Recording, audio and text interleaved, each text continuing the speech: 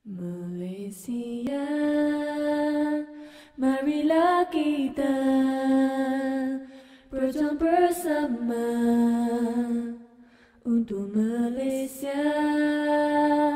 Susah senang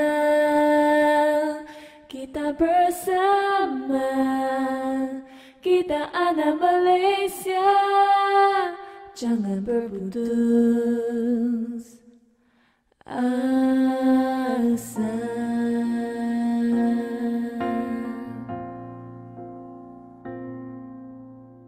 心里总是有许多彷徨与失措，未来的日子该如何过？一幕幕消息不断漂浮在眼中，感觉一切都无法掌控。虽然前路坎坷又难受，但有你和我一起坚守，我们一起期待更美的天空。马来西亚，我们能做到，虽然很害怕，坚持就有盼望，别失落沮丧，我们都一样，我们都一样，不分你我他，爱才是力量。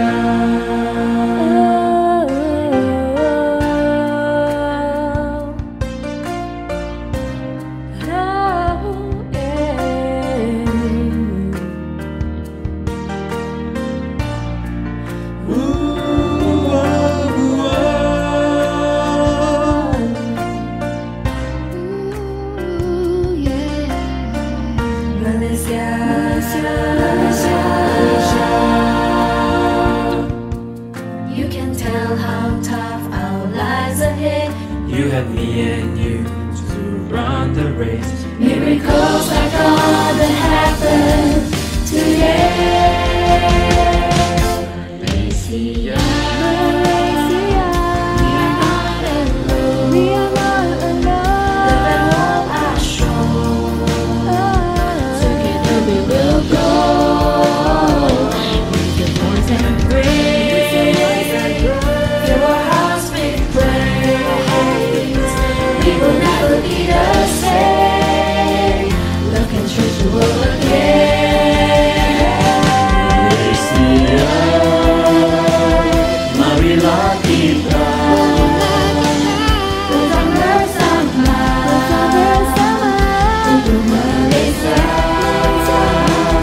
Malaysia senang kita bersama, kita anak Malaysia.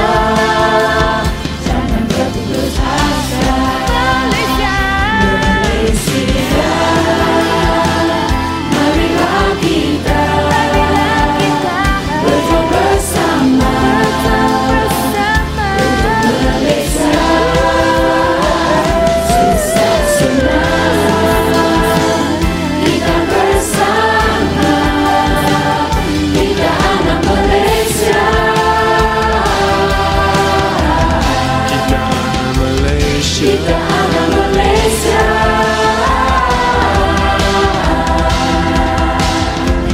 Kita anak Malaysia.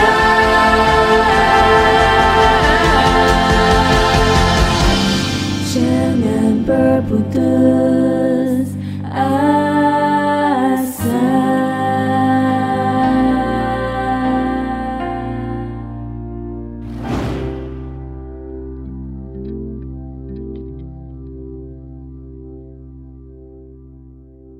Shalom kepada semua saudara-saudara seiman yang dalam talian pada hari ini 17 hari bulan Oktober 2020. Bersyukurlah kepada Tuhan sebab Ia baik, bahwasanya kekal selama-lamanya kasih setianya.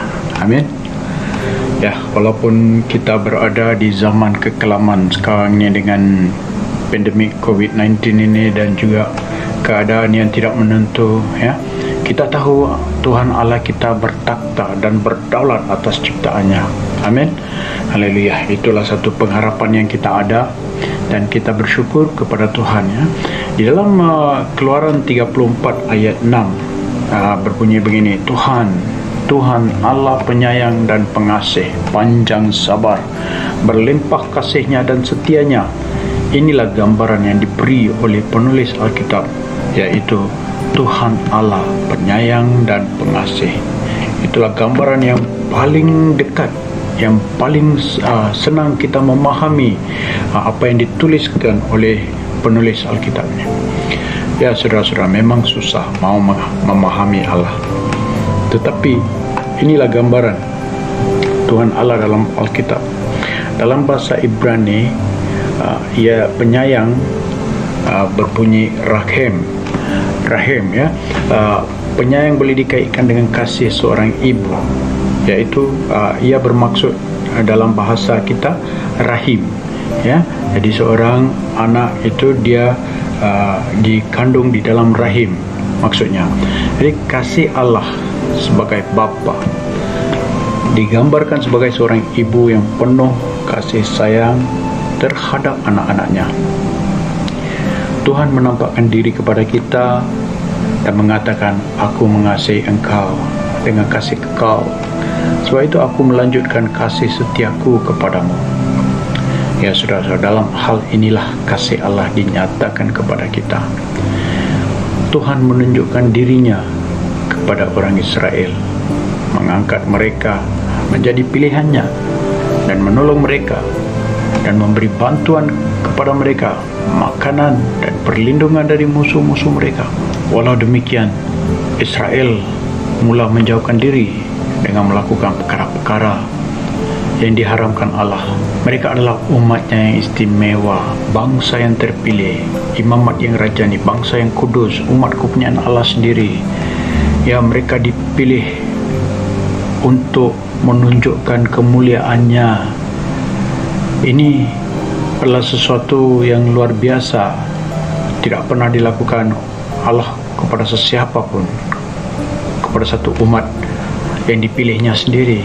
Ini adalah mukjizat ya. Ini adalah apa yang dikatakan ketetapan Allah yang harus mereka ikut, tetapi mereka tidak sehaluan dengan Allah Israel, karena mereka lebih kepada mau melihat dan mendengar dan mengikuti bangsa-bangsa lain yang tidak ada Tuhan mereka, tapi tidak menggambarkan Tuhan yang berkuasa, yang perkasa ya. Jadi satu lagi pendekatan kepada rahim adalah Allah turun beraksi untuk menyelamatkan umatnya, karena daripada rahim Allah dilahirkannya kita semua. Sebab itu Allah beraksi untuk menyelamatkan umatnya. Di waktu kegelapan inilah umat Israel berseru kepada Allah mereka, Allah Israel, dan Allah menunjukkan kasih-Nya dengan menjawab seruan mereka, melawan musuh-musuh mereka dengan kekuatan tangan kanannya yang luar biasa itu. Penderitaan dan kebuluran yang mereka hadapi diubahnya untuk umatnya yang dikasihinya, dengan mencukupkan semua keperluan mereka, kerana mereka mula berharap kepada Allah Israel. Tidak lama kemudian mereka kembali kepada jalan yang sama. Manusia seperti satu pusingan ya, ia berpusing-pusing kembali kepada jalan yang dia pernah laluinya itu. Jadi inilah Allah Israel yang telah melahirkan manusia dari rahimnya. Inilah gambaran kasih ibu. Dan apabila seorang anak berseru kepada ibunya, ibunya pasti akan turun menolong, pasti akan mengulur tangannya untuk memberi bantuan.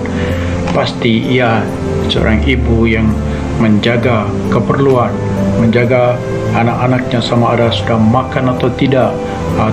Ya, sebab itu gambaran kasih ibu inilah yang Allah Israel menunjukkan di dalam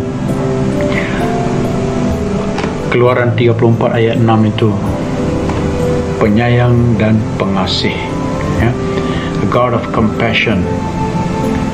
Pada waktu Raja Solomon ada 2 orang perempuan yang membawa seorang bayi. Seorang perempuan mengatakan bayi yang mati kepunyaan perempuan itu dan yang hidup adalah kepunyaannya. Tapi perempuan yang seorang lagi pun mengatakan yang sama, yaitu bayi yang mati kepunyaan perempuan itu dan yang hidup itu adalah kepunyaannya. Perkataan yang sama, ya, kedua-duanya. Oleh itu raja berkata, ambillah aku pedang dan penggallah anak yang hidup itu menjadi 2 dan berikanlah setengah kepada yang satu dan setengah lagi kepada yang lain.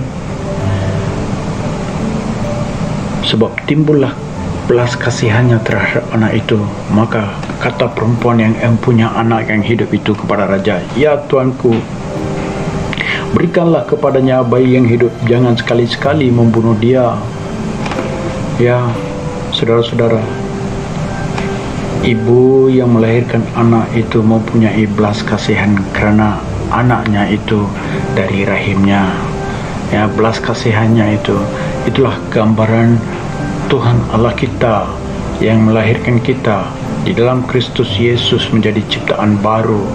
Sama seperti itu juga saudara-saudara, Tuhan Allah begitu rindu terhadap anak-anaknya. Ia mau mengumpulkan kita di bawah sayapnya, sama seperti induk ayam mengumpulkan anak-anaknya di bawah sayapnya. Begitu baik kan Tuhan kita.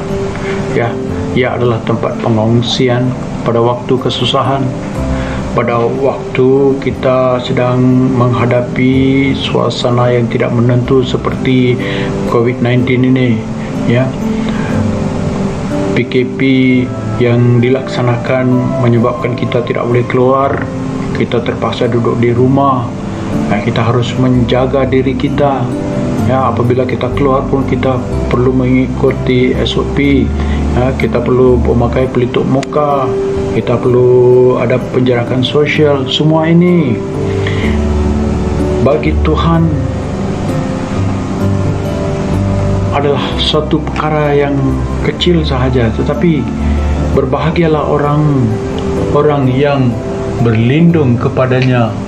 Ya, berbahagialah orang yang manusia yang percaya kepadanya.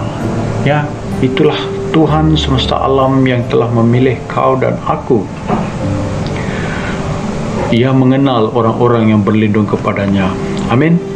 Ya, lihatlah betapa besarnya kasih yang dikaruniakan kepada kita, sehingga kita disebut anak-anak Allah.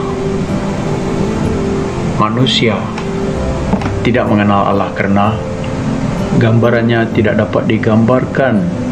Sukar untuk memahami Allah, sukar untuk menggambarkannya sebenarnya. Maka Allah sendiri telah menunggu waktu yang tepat untuk mengutus anaknya yang tunggal ke dunia. Di dalam Galatia 4 ayat 4 dan 5 yang berbunyi, tetapi setelah genap waktunya, maka Allah mengutus anaknya yang lahir dari seorang perempuan dan takluk kepada hukum Taurat. Ia diutus untuk menebus mereka yang takluk kepada hukum Taurat, supaya kita diterima menjadi anaknya. Ya, siapa yang akan melakukan semua ini untuk kita, saudara-saudara? Siapa yang boleh menjadi ibu kita atau bapa kita pada waktu kita jauh daripada rumah, daripada keluarga? Siapa yang boleh membantu kita? Siapa yang boleh menyelamatkan kita? Siapa yang boleh menolong kita? Di dalam Yesus, Anak Allah, kita menerima keselamatan dari hukum dosa dan hukum Taurat. Yesus lahir sebagai manusia untuk menyelamatkan ciptaannya. Demikianlah sekarang tidak ada penghukuman bagi mereka yang ada di dalam Kristus Yesus. Di sebuah kampung ada seorang anak muda yang sangat cantik. Tiap hari dia pulang dari sekolah menangis sebab dia diejek oleh kawan-kawannya. Mereka mengejek ibunya begitu hodoh karena rupa kulit ibunya itu mengerikan. Anak ini menanya ibunya satu hari, "Mengapa ibu kulit kau begini?" Ibunya menjawab, "Pada suatu hari waktu malam susu dah habis. Saya tinggalkan kau dalam buaian, kau sedang tidur. Ibu pergi keluar untuk beli susu sebelum kedai tutup. Bila pulang, waktu itu rumah sedang terbakar dan orang-orang kampung tidak dapat memadam api itu. Mereka juga menghalang ibu. Ibu menolak mereka dan masuk ke dalam rumah yang sedang terbakar dan menyelamatkan kau pada waktu itu. Itulah badan ibu terbakar, kulit melecur. Pada waktu itu, anak itu menangis, tak dapat menahan air matanya dan mengatakan kepada ibunya, "Ibulah yang paling jelita bagiku." Haleluya. Ya, saudara-saudara, sama seperti itulah saudara-saudara yang dilakukan Yesus bagi manusia secara cuma-cuma. Nah, inilah gambaran kasih Allah kita. Apa yang kita tidak dapat lakukan ialah kita tidak dapat menyelamatkan diri kita. Sebab itu Allah sendiri menjadi manusia dan sepenuhnya Allah yang mati di salib itu Yesus Kristus supaya kita beroleh hidup kekal. Karena begitu besar kasih Allah akan dunia ini, sehingga Ia telah mengaruniakan anaknya yang tunggal, supaya setiap orang yang percaya kepadanya tidak binasa, melainkan beroleh hidup yang kekal. Sebab Allah mengutus anaknya ke dalam dunia bukan untuk menghakimi dunia, melainkan untuk menyelamatkannya oleh Dia. Saudara-saudara, kita harus tetap berpegang teguh iman kita, karena kasih yang ditunjukkan itu adalah kasih surgawi, kasih Allah Bapa. Yesuslah kasih Allah Bapa. Sebab itu bila kita kenali diri kita sebagai Kristen, kita juga dikuasai oleh Roh-Nya, Roh Kudus. Kita juga turut merasakan kasih-Nya. Kita juga merasakan penderitaan dan kesengsaraan manusia yang di sekeliling kita. Kita harus menjadi seperti Kristus, karena itulah tujuan Allah bagi semua orang yang percaya. Roh yang memberi hidup ini telah memerdekakan kita dalam Kristus dari hukum dosa dan hukum maut. Siapa lagi boleh melakukan perkara ini kalau bukan Yesus? Ya saudara-saudara, karena kita ini sebenarnya tidak layak, tetapi Tuhan melayakkan kita supaya kita boleh menjadi anak-anaknya. Kita disucikan oleh firman-Nya, karena firman-Nya adalah kebenaran, dan Ia melakukannya karena kasih-Nya, bukan karena apapun dari kita.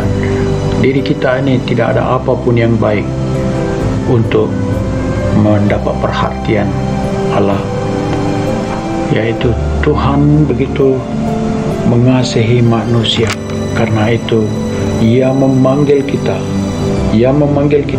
keluar daripada kegelapan, masuk ke dalam cahaya anaknya yang gemilang. Ya saudara-saudara, bila kita sudah masuk ke dalam cahaya ini, kita harus diperkasakan, dikuasai oleh Roh-Nya. Dan apabila kita dikuasai oleh Roh-Nya, kita tidak mungkin dilakukan hukum Taurat, karena daging kita sudah tak berdaya untuk berdosa, dan dengan jalan mengutus anaknya sendiri dalam daging yang serupa dengan daging yang dikuasai dosa. Karena dosa, ia telah menjatuhkan hukuman atas dosa di dalam daging itu. Sebab itu bila Yesus Kristus disalibkan, kita bersama-sama disalibkan, supaya kita yang hidup menurut daging memikirkan hal-hal yang dari daging, mereka yang hidup menurut roh memikirkan hal-hal yang dari roh. Itulah sebabnya kita mesti ada tuntutan kepada Tuhan sebagai anaknya, ya. Bila kita menggenapi hidup ini, tuntutan hukum Taurat digenapi di dalam kita yang tidak hidup menurut daging tetapi menurut roh. Ya saudara-saudara, tidak ada yang lebih besar lagi daripada kasih ini, karena yang paling besarnya adalah kasih, dan kasih itulah yang diberikan kepada kita. Dengan demikian di dalam Yohanes 13:35, dengan demikian semua orang akan tahu bahwa kamu adalah murid-muridku, yaitu kalau kamu saling mengasihi. Ya saudara, kita dipanggil untuk mengasihi semua manusia, sesama manusia. Karena itu kita harus juga beraksi dalam kasihnya dalam segala hal di atas bumi, supaya kita dapat tunjukkan Kristus kepada manusia yang hidup dalam kegelapan. Tuhan tidak memilih kaum, Tuhan tidak ada perkauman. Tuhan memilih semua, dan setiap orang yang dipanggil itu harus masuk ke dalam terangnya. Karena langit dan bumi akan berlalu, tetapi firman-Nya itu akan kekal selama-lamanya. Kita harus berada di dalam Kristus supaya kita dapat menguatkan diri kita dalam doa, dan sambil menunggu dalam doa, kita menunggu sehingga kedatangan Tuhan Yesus kali kedua. Inilah sangat mustahak untuk semua orang Kristen. Kalau kita melakukannya karena Yesus sudah melakukannya, dan kalau Yesus sudah melakukannya, kita mesti melakukannya. Karena kalau kita tidak melakukannya, makna kita bukan Kristen, kita bukan seperti Kristus lagi. Dan kalau kita dipanggil dengan panggilan yang tinggi ini, panggilan surgawi, kita dipanggil menjadi seperti Kristus, kita dipanggil untuk mengikuti jejaknya. Ya saudara-saudara, tidak ada panggilan yang lebih tinggi lagi daripada panggilan surgawi ini. Itulah sebabnya kita harus bersatu dengan Kristus, karena di dalam Dia kita mendapat kehidupan, dan hidup ini adalah daripada Dia sendiri. Ya saudara-saudara, kita harus tahu satu perkara, kita tidak berhutang apa-apa kepada sesiapa pun kecuali berhutang kasih sesama manusia. Sebab barang siapa mengasihi sesama manusia sudah memenuhi hukum Taurat. Apalagi yang kita mau? Kalau kita percaya inilah kasih itu, saudara-saudara, bukan kita yang mengasihi Allah, tetapi Allah yang mengasihi kita dan telah mengutus anaknya sebagai pendamaian bagi dosa-dosa kita. Siapa lagi yang boleh menyatukan kita? Ya, Kristus yang tidak berdosa. Dosa kita semua diletakkan di atasnya, dan apabila kita bersatu dengan Kristus, kita sudah berbaik semula dengan Allah kita. Ya, saudara-saudara, kita harus berusaha dalam hal ini, karena perkara ini bukan dilakukan secara senyap-senyap, ia harus dilakukan secara terbuka. Ya. Allah bukanlah manusia sehingga ia berdusta, bukan anak manusia sehingga ia menyesal. Masakan ia berfirman dan tidak melakukannya, atau berbicara dan tidak menepatinya? Sehingga ini Allah Tuhan kita telah menjawab doa kita dan telah memberikan kita sukacita, damai sejahtera Kerana ia sendiri telah memikul dosa-dosa kita di dalam tubuhnya di kayu salib, supaya kita yang telah mati terhadap dosa hidup untuk kebenarannya. Oleh bilur-bilurnya kita, walau apapun sakit yang kita ada, kita telah sembuh, kita telah disembuhkan. Ya, saudara-saudara, janganlah kita sambil lewat lagi, karena di akhir zaman ini Tuhan mencari umatnya yang mau melakukan kehendaknya, yaitu sama seperti Yesus. Sama kita mau lakukan semua ini, sama seperti bagaimana Allah mengurapinya, sama seperti itu Allah mengurapi kita dengan Roh Kudusnya. Dan kuat kuasanya itu sama seperti Yesus Kristus yang pergi berjalan berkeliling sambil berbuat baik dan menyembuhkan semua orang yang dikuasai iblis. Karena Allah menyertai dia, Allah juga menyertai kita, ya, Immanuel. Allah menyertai kita, Allah bersama kita. Jadi kita harus melakukan kehendaknya, ya, karena Kristus dia tidak berdosa. Kita juga tidak harus hidup dalam dosa. Kita harus hidup dalam kesalehan, dalam kebenarannya, ya. Dengan demikian kita berbaik semula dengan Allah apabila kita bersatu dengan Kristus. Ya, saudara-saudara, marilah kita bersama-sama, ya, di sini kita tutup dan kita akan berdoa. Ya Bapa, firman-Mu mengatakan, berserulah kepadaku, maka aku akan menjawab. Aku akan memberitahu engkau hal-hal yang indah dan mengagumkan yang belum engkau ketahui.